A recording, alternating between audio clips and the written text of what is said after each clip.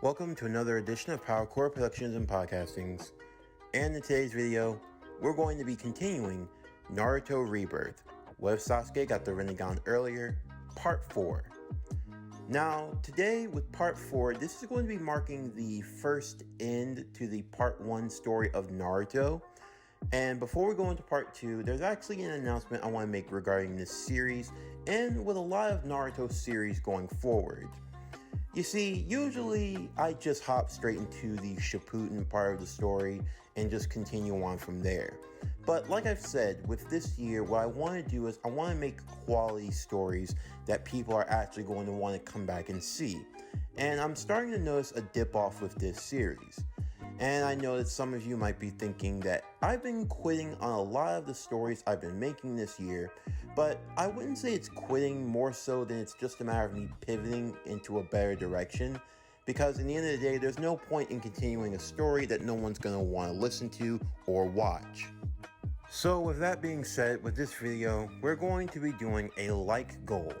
Based off of the number of people who have been watching consistently with the first 3 parts, I've determined that the number of likes this video has to receive to get the next part is going to be 30.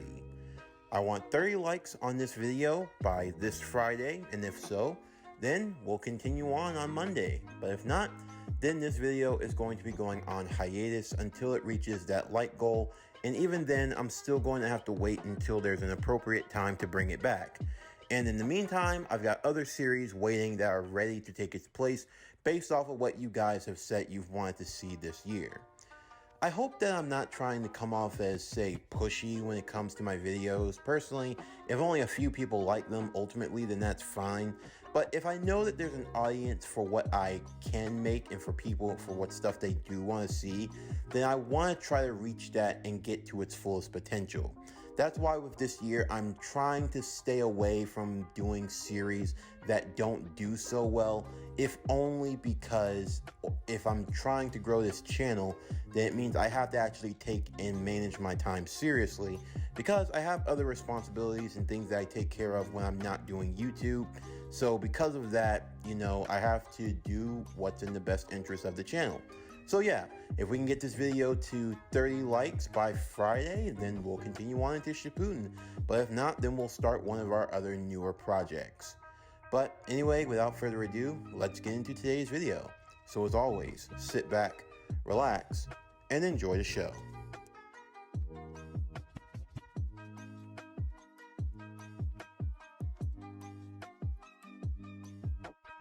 As Naruto and Karin began their journey with Jiraiya, in search for one of the legendary Sannin, the Slug Princess, Lady Tsunade, Jiraiya would oversee the both of them when it came to their training. It wasn't just Naruto, but also Karin who Jiraiya had taken an interest in, seeing her latent talent and ability. Also, Jiraiya and Naruto learned more about Karin's story, where she came from, and how she ended up in the Hidden Leaf. Karin had come from the Hidden Grass Village, one of the more smaller and minor of the shinobi villages in the ninja world. She wasn't treated very kindly during her time there, and to make matters worse, she lost her mother at a young age. The village tried to make use of her skill, if only to be used as a healing ninja to try to keep her other teammates alive. Although, from the previous tuning exams, that didn't fare so well for them. Being disgusted and seeing the girl having little to no value, they just decided to let her go. For Naruto in that moment, it made him feel angry. Not just the mistreatment of Karin, who he now grew to care for as his own family, viewing her as the sister he never had, but it also reminded him about Zabuza and Haku, how the ninja world could treat its own shinobi so cruelly.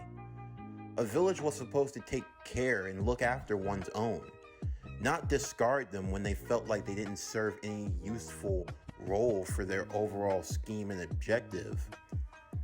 This only strengthened Naruto's resolve to want to change the ninja world for the better, and to be someone who he could be proud of. With that, the two would begin their training to learn the Rinnegan. Karin wouldn't have too much of a difficult time learning the jutsu, trying to understand the ins and outs. But for Naruto, it was a bit of a different story. Thankfully, with Karin there, she could point out what Naruto was doing wrong. The boy had definitely helped in terms of getting a better use of his chakra control, something that Jiraiya had to drill into the boy constantly. But even still, there was only so much that Naruto could do.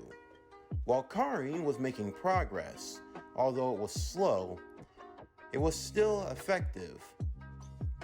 In the meanwhile, the two also took to trying to master their own Uzumaki lineage technique, that being the use of the adamantium chakra chains, a signature of the Uzumaki.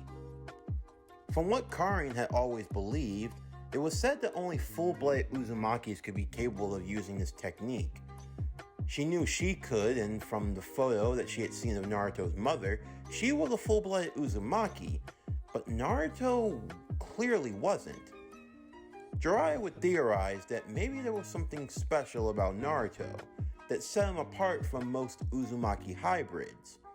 After all, his mother wasn't just any pure-blooded Uzumaki. She was the Jinchuriki of the Nine Tails, and she was holding the Nine Tails the night that Naruto gave birth. So, in that regard, Naruto was born under a special set of circumstances unlike any regular Uzumaki, which might have explained a few things. Of course, for Naruto, it ultimately didn't matter. The fact was that he did have the power, and he was going to make the most of it. For the two of them, they used the chains in different ways. For Karin, her chains were better suited for making defensive barriers and traps, while Naruto was good at using them for offensive combat and restraining a target, and he also could use them to swing around from one building to another or through the forest, using them as a way to move about with mobility and gain leverage. They were definitely useful for someone who often fought and was capable of thinking outside the box. In the meantime, the attack of the Akatsuki on the Hidden Leaf would still be the same, with Itachi and Kisame looking for Naruto. It would still result in Asuma and Kurenai confronting the two, and later Kakashi and Guy, ultimately with Kakashi succumbing to Tsukuyomi and ending up in the hospital. However, when Sasuke finds out and learns the truth, while he is overcome within the emotion of anger, something else lingers inside of him. He's not sure why. Regret? Almost a sense of sadness for what he was potentially about to do. For some reason, ever since Sasuke got the Rinnegan, things have been different. He still wanted revenge against Itachi, that hadn't changed, but it wasn't so hate-filled. He just didn't have that pure bloodlusted rage. Instead, it felt like something different, like a strong sadness that washed over him. He knew what he needed to do, and he had every intention on doing it, but in a weird way, he didn't feel satisfaction. For so many years, he would replay that dream in his head over and over again. The idea of him standing over his brother as he delivered the killing blow. It was something that used to give him a weird form of comfort. But now, that dream, it just made him depressed. He didn't relish the idea of killing Itachi. It was just something that he felt was necessary. With that, Sasuke would beeline towards Naruto and Karin's location, trying his best to find them as fast as he could. They arrived to a small town outside of the Land of Fire, Jiraiya dabbling in some rather adult habits, while the children were left in a hotel room to themselves and were working on their jutsu. That is, until a knock at the door came, and the two of them found themselves being confronted by two older gentlemen in black cloaks with red clouds, Itachi and Kisame. Naruto was asked to step out, and Karin followed. Kisame didn't really feel like dealing with any loose ends, but at the same time, he wasn't looking to fight or kill anyone unnecessarily. Even Itachi agreed, and they both told Karin that if she wasn't going to put up a fight, she was free to go. However, Naruto was staying with them. Even though Karin was losing her nerve, she had no intentions on leaving. She planned to stay with Naruto. And in that exact moment, down the other end of the hall, a new fighter had arrived. "Well, this is a surprise," Kisame would say. As they looked to the new fighter, the both of them would be in shock. "Itachi, you're seeing what I'm seeing, right?" "Indeed. He kinda looks like you, but those eyes. He has boss's eyes. How the hell is that possible?" "Sasuke. Itachi. How do you have those eyes?" Sasuke said nothing, and this actually worried Itachi. "Answer me." "So now you want answers? Has my older brother suddenly wanted to strike up conversation? We haven't seen each other in a long time. Isn't there anything else you'd want to say? Lovely weather we're having." "Don't mock me, Sasuke. You know what I'm capable of." "Yeah. Your scare tactics aren't going to work on me. I see right through you." Sasuke would rush down the hall. Itachi was just barely able to register what was going on, as Sasuke would lower his stance before delivering an upper kick, with Itachi blocking and being sent just a few feet away as he stood on guard. He pulled out a kunai, and Sasuke would pull out his as well, as the two engaged in a clash. In the meantime, Karin and Naruto would look to try to catch Kisame off guard, as the two yelled in unison, "Uzumaki style, 8 trigram, Uzumaki chakra seal, capture!" From both of the Uzumakis, 8 Uzumaki chakra chains would spew out of both of their stomachs, the chains binding and holding Kisame in place. "You damn brats!" However, Kisame would smile. "Samehada! It's time to feed." The blade on Kisame's back would start trying to absorb the chakra from the chains, the chains being sucked into the blade. However, at the same time, the chains were also tugging at the sword. "What the? Your chains, they seem to be absorbing my power, but Samehada's absorbing back." What happened next was a chakra tug of war. It was Karin and Naruto trying to use their combined power to pull away at the chakra of Kisame. But Kisame's blade, Samehada, was pulling away at their chakra. This is what I would call a catch-22. What exactly would happen if two abilities that were capable of absorbing one another were to be intertwined?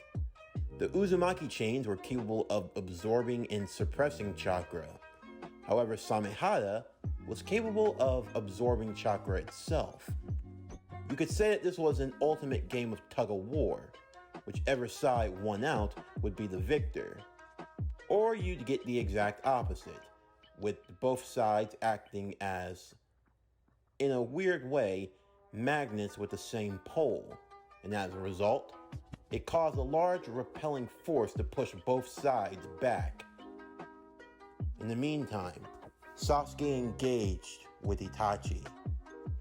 In terms of pure strength, Itachi held the edge, but Sasuke was weirdly enough keeping up with him. It was just barely, and it was obvious that Itachi was the superior, but at the same time, Sasuke was holding his own. As they backed away from one another, they would weave the same series of hand signs as they yelled in unison. Fire style, fireball jutsu. The two jutsus would collide evenly, destroying the hall and causing a side of the wall to actually burst open. Through the mist of the flame, there would be the echoing sound of birds chirping before a stringing line of electricity. Sasuke yelled out, "Lightning Blade!" Itachi would grab Sasuke's wrist. He was preparing to snap it. However, Sasuke would hold up his other hand towards Itachi as he yelled, "Shinra Tensei!" Itachi would be knocked back into the wall. That level of force. Just how the hell was Sasuke able to do this? Itachi was stunned, but he had to recover quickly. Sasuke had already used one lightning blade, and he had already used one Shinra Tensei. He had 2 more shots left in him. 2 more Shinra Tenseis, or 2 more lightning blades, or maybe a combo with one of each. He was already at 50%, which means he had to think carefully about what his next attack was going to be. However, before he had a chance to do so, Itachi would open his eye, blood steering down his cheek as the Sharingan morphed into the Mangekyo. Itachi would attempt to use Tsukuyomi, attempting to keep his brother in place.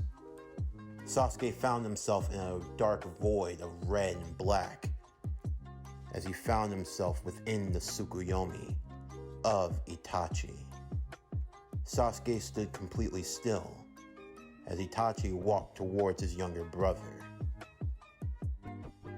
"I've indulged your delusions long enough, little brother. You're going to come with me." Itachi would reach his hand towards Sasuke. However, within the Tsukuyomi, Sasuke would look back towards Itachi, the Rinnegan blazing towards him. "I don't think so. Shinra Tensei!"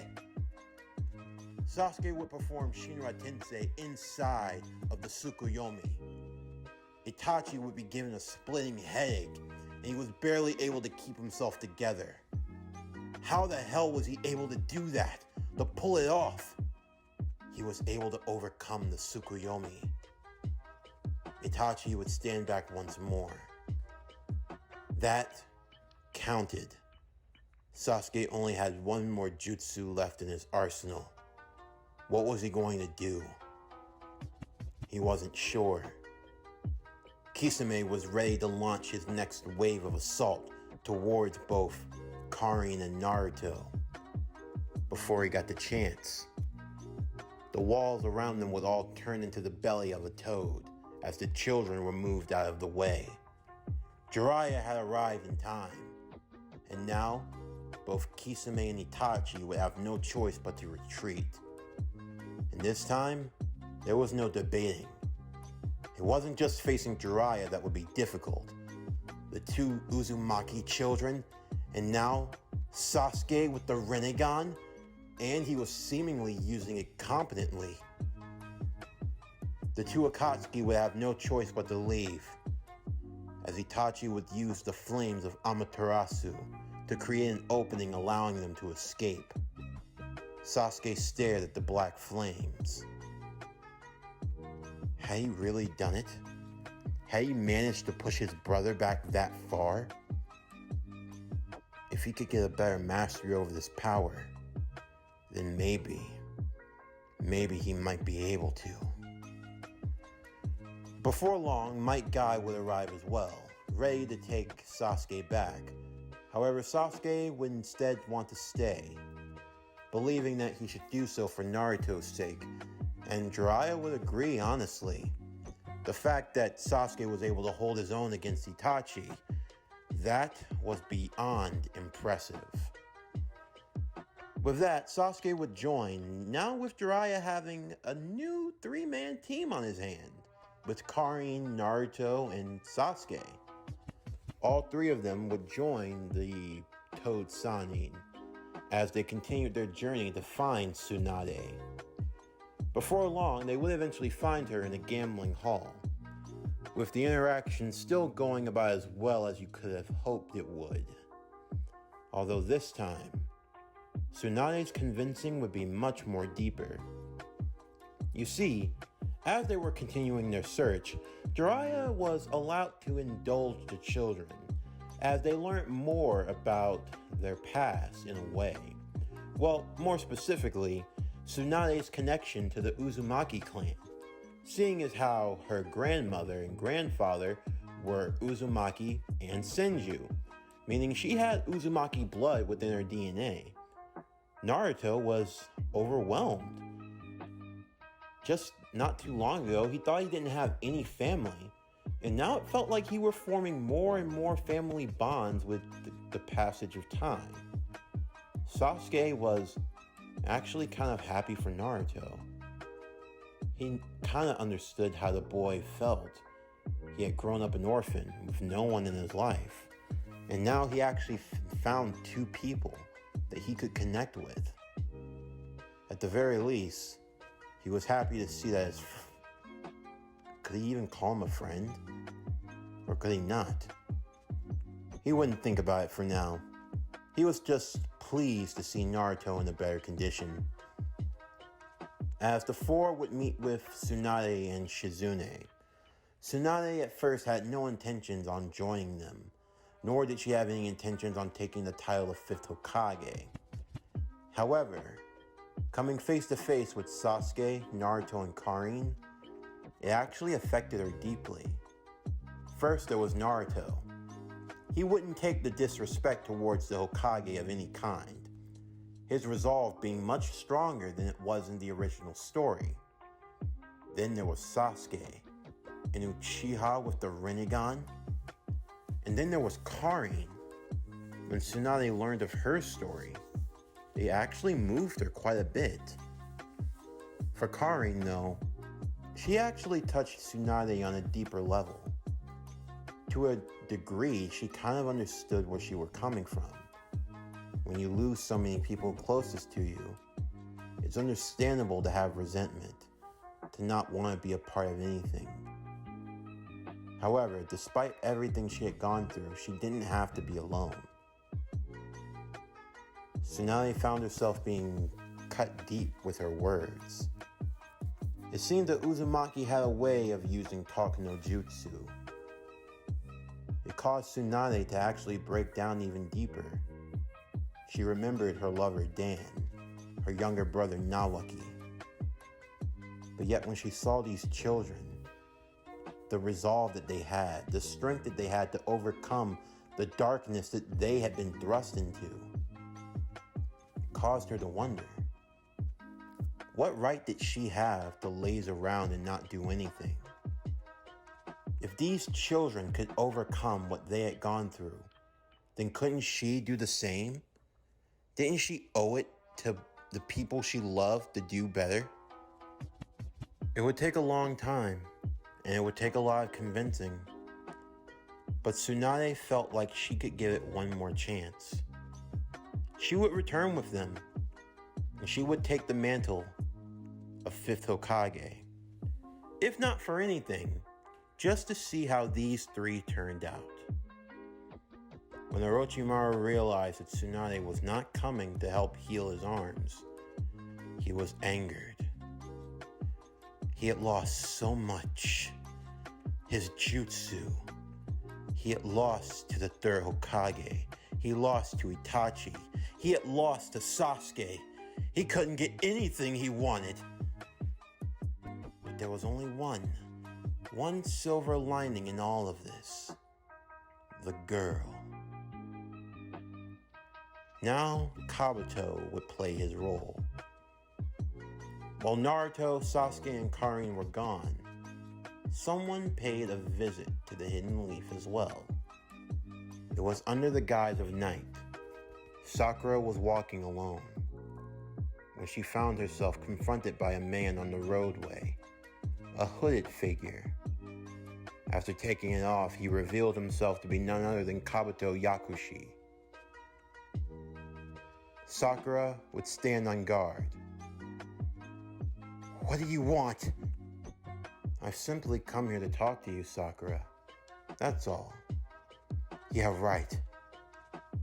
Just what are you doing in the Leaf?" "We know the truth. You work for Orochimaru." "I do. But that's not really the focus here. I've actually come to talk to you, Sakura." Sakura kept her guard up as Kabuto continued to speak. "I understand that you think you're powerful now, but I'm going to be entirely honest with you. You're still pretty weak. Compared to your friends, if we fought right now, there's not a doubt in my mind I'd kill you." Kabuto let off a bit of his killing intent to make it very clear to Sakura, if things really popped off, she'd be lying on the ground dead. And sadly, Sakura knew it. "What do you want?" No. The question is, what do you want, Sakura? "What do you mean?" "Come on, isn't it obvious? You've been left behind. That much is clear. Naruto and Sasuke continue to surpass you day by day. While they both got to train with the best of the best, you were given nothing more but a consolation prize in Anko. And by the way, Anko, she was just like you. Orochimaru thought she had potential, but sadly she couldn't live up to it. It all got to be too much for her, and well, she cracked under the pressure. Face it, you're weak, pathetic, useless. I mean, I'd compare you to trash, but that's an insult to trash." "Shut up! That's not true." "Oh, really? Then explain this to me. Do you know where Sasuke is right now?" Right now, he's off with that Uzumaki girl and Naruto. With Jiraiya.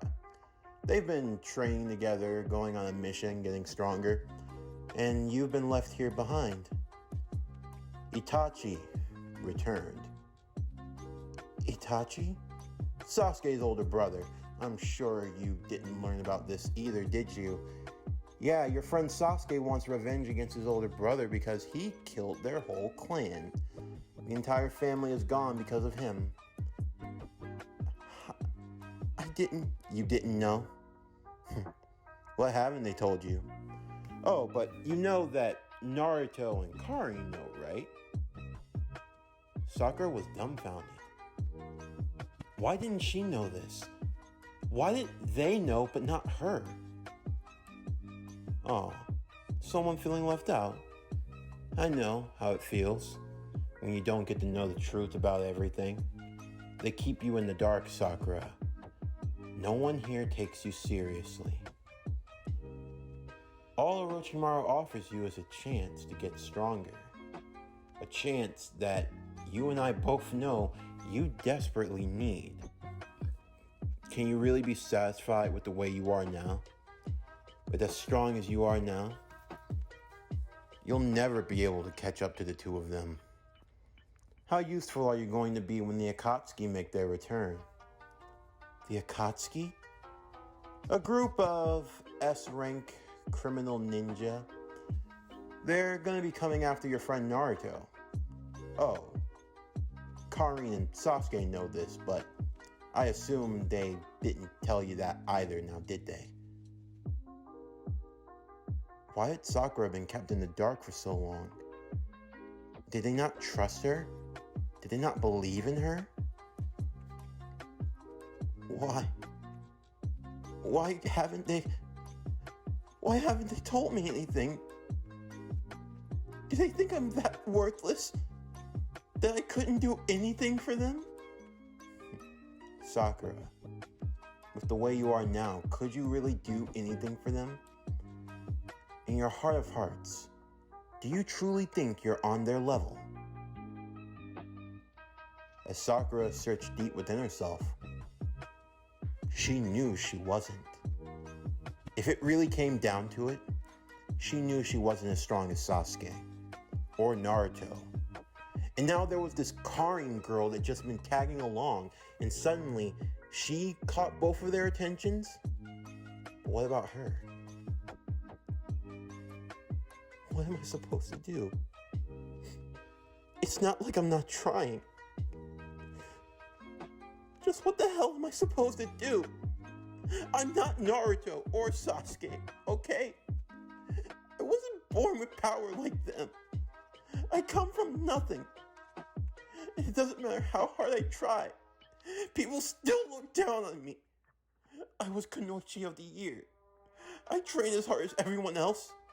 Am I not a member of Team 7? It's okay, Sakura. It's not okay. I know the truth. I know what they all think of me. I know what they all must say when I'm not around. You think I don't know how useless and pathetic I am? It doesn't have to be that way. Lord Orochimaru sees your potential. He believes in you. But he's after Sasuke. I know that much. Then how about this? Join us, and we won't harm Sasuke or the leaf. What? Consider it a reward for your service. Orochimaru has plans, goals that are far beyond some petty squabble with his old home. And there's more to life than just Sasuke. In fact, there might be a way we can all help each other. There's another Uchiha. He could use him just as well, and I think it'd be fair. Itachi? Exactly. Help us kill Itachi. Think about it. In the process, we could take down the Akatsuki together. And then, the Leaf will owe us one. You'll be seen as a hero. Your friends will love and accept you. Sasuke will finally see what you're truly capable of. We can give Itachi to Orochimaru. He won't be missed. He's a criminal. A lowlife who ruined Sasuke's life. Come on. You want to do this for your friends, don't you? You care about them. You don't want to let them down. Sakura was given time to think over Kabuto's offer. She truly thought through everything she had in her life, until finally she came to her decision. That night, she wrote a letter to her parents. She wasn't telling them where she was going. She told them she loved them, and she was sorry, but she'd have to go away for a bit. With that, Sakura packed her bag, and she left right away. She and Kabuto leaving the Hidden Leaf. Sakura looked back to the village one final time. On her nightstand was her headband and the note. A few days later, Naruto, Sasuke, Karin, Jiraiya, Tsunade, and Shizune would arrive to the Hidden Leaf village. As they did so, at first there was jubilation for the news of the new 5th Hokage that had been chosen. However, once the team had settled down, Kakashi would meet them, and he had a somber expression on his face. When they were told the news of what Sakura had done, Naruto and Sasuke, they couldn't believe it. She had left the village, and in all likelihood to join Orochimaru. Why? Naruto would ask. Why the hell would she do such a thing? Sasuke, we have to... No, Naruto, Kakashi would say. I don't care. We have to find her. She's gone, Naruto. Don't say that. Don't say that. I'm not gonna let Orochimaru get his hands on her. She's already gone from the land of fire. We'd have no way of knowing where she is, and even by the time we get that information, it'll be too late.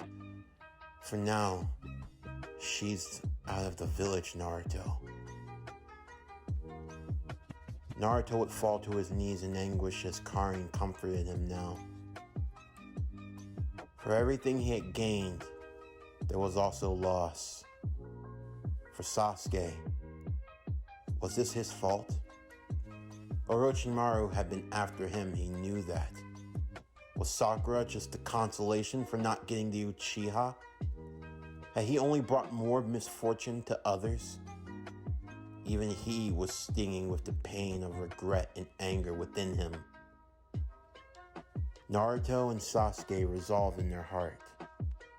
They were going to bring Sakura back. This they promised. As Sakura arrived to the land of sound, she would arrive to a base, Kabuto walking in front of her. They arrived to a dark room that was lit by lamps all around them. There were 5 operating tables with 5 individuals on it. There was a larger individual with an orange mohawk, a girl with long auburn hair, a boy with 6 arms, a boy that appeared to have 2 heads, and another boy with long white hair with 2 red dots. They all looked like they were sleeping as they were hooked up to medical operating machines and other contraptions. And sitting before them all was none other than Orochimaru, covered in bandages. Sakura, I'm so glad you joined me. Orochimaru, what is the meaning of this? This is my first step to regaining my power. If we're going to go after the Akatsuki, we're going to need all the strength we can get. What are they for? This is my Sound 5. They're all very impressive. My guards, if you will. However, they have lived and served their purpose, and now it is time for them to repay what they owe. You are going to work with Kabuto. What are we doing? The Sound 5 will become one. They will become one within me. Sakura would steal her heart, as she and Kabuto would get to work on Orochimaru. In a dark cave, the silhouette of a figure in a cloak with pointed hair, with eyes the same as Sasuke's, the Rinnegan, emblazoned within his frame. Others would arrive around him. What's the meaning of this? One would ask, carrying a 3-bladed scythe on his back. You called us all here so suddenly, you sound like you're spooked. We've learned some unsettling news. The one known as Sasuke Uchiha. He seems to possess the power of God. The power of God? One would ask. This one, with long blonde hair, with it covering his left eye. You give the Uchiha too much credit. Say what you want, I've seen it for myself, Kisame would say. He has the same eyes as our leader. Really? He sounds like he's worth a lot. We have to keep an eye on him, not just the Jinchuriki. He is the one who could stop us all. For now, let us begin the assembly of the Akatsuki. Konan, Zetsu, Itachi, Kisame, Sasori, Deidara, Hidan, Kakazu. We have 2 more members joining us this day. They are recommendations. One from me, Kisame. He's just finishing up the post-op. Do forgive, he's been through a rather great ordeal. He came from the Valley of Hell. Why did he go to the sticks that far? Deidara would ask. There was something he had to retrieve. I hope it was worth it though. Thanks for patching him up, Kakazu. It's gonna cost you big. You're lucky he was able to save that one eye and his arm. Bring them forth. Hey, everybody! Well, it is so good to be a part of the Akatsuki. Nice to meet you all. You can call me Toby. He's annoying as hell. Kisame, he really has to be my partner? Come on, Juzo. You could do a lot worse. Whatever. Hey, I'm gonna need some more meds. My eye and my arm feel like hell right now. Well, no one told you to go to the Valley of Hell. You did that of your own volition. Look, when you gave me the proposition to join this group, I knew I was gonna need something extra. Thankfully, I was able to find the Executioner's blade, and I didn't even have to kill Zabuza for it. So, Zabuza really met his end. Yeah, his grave's in a place called the Land of Waves. I found it sticking there and I took it. But why exactly did you go to the Valley of Hell? Juzo would undo the bandage around his left eye, revealing his spoil of combat. I had to fight a little girl for it. A little girl did that to you? Oh, now I've heard everything. She was a part of the Chinoki clan. Itachi's ears would perk up at this news. But you managed to get it. Juzo's eye would glow in the dark. The Ketsurigan. The power of blood. For someone from the Hidden Blood Mist village? I gotta say, it suits me well. This concludes Naruto Rebirth. What if Sasuke got the Rinnegan earlier? Part 4.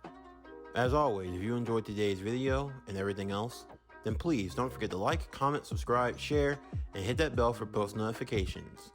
Stay tuned for tomorrow's video as we continue Naruto Moonlight. What if Naruto was a Hyuga? Part 4. But anyway, that's going to do it for the end of today's video. I'm Javon Harrington with Power Core Productions and Podcastings, signing off, and I'll see you next time.